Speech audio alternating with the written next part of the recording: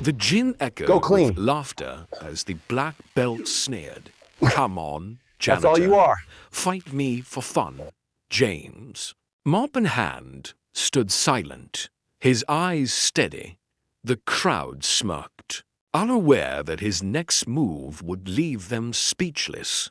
The gym smelled of sweat and rubber mats, its air heavy with the thud of fists against bags. James Carter, a janitor in faded coveralls, pushed his mop across the floor. His broad shoulders hunched under the weight of the crowd's cheers.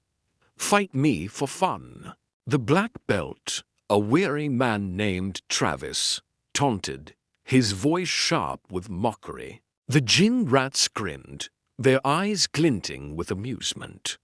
But James's face remained still, his silence a wall no taunt could breach. The air crackled with tension, the crowd's laughter ablaze against his quiet dignity. James was no stranger to being unseen. At 50, his hands bore scars from a past life as a Marine, where he'd carried wounded comrades through gunfire, the acrid smoke of war burning his lungs. He'd returned home to a town that forgot him, his medals tucked away in a drawer, his dreams buried under bills, and lost his wife gone to illness, his daughter studying far away. Each night, he swept the gym's floors, the rhythmic swish of his mop on meditation. The fighters ignored him, their egos filling the space where respect should have been. Yet James moved with purpose, his eyes catching every detail: the worn laces on Travis's shoes, the nervous twitch of a bystander's hand.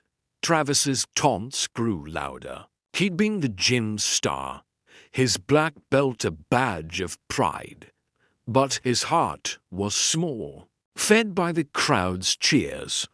"What's wrong, old man?" Scared, he pressed, stepping closer, his shadow falling over James. The others watched, some shifting uncomfortably, their silence complicit in the disrespect. James's grip tightened on the mop, not from fear, but from memory, the weight of a rifle. The calm before a storm. He said nothing, but his stillness spoke of battles fought and won. The tension built over weeks. Travis mocked James daily, tossing gloves at his feet, daring him to step into the ring. The gym's owner, a gruff man who valued profit over principle, turned a blind eye. James cleaned in silence, his heart heavy but unbroken. One evening, as he polished a mirror, a young fighter, Mia, lingered nearby. She'd seen James's steady hands, the way he carried himself like a soldier. She slipped him a small note, her eyes meeting his with quiet respect. James tucked it away, his face unreadable. But inside, a spark flickered. One humid night, Travis pushed too far. "Get in the ring, janitor, or get out," he barked, shoving James's shoulder. The crowd held its breath. James set his mop aside, his movements slow, deliberate. He stepped into the ring, his coveralls stained, his eyes calm. Travis laughed, throwing a lazy jab, expecting an easy win. But James moved like water, dodging with a grace that silenced the room. Each strike Travis threw missed, his confidence crumbling.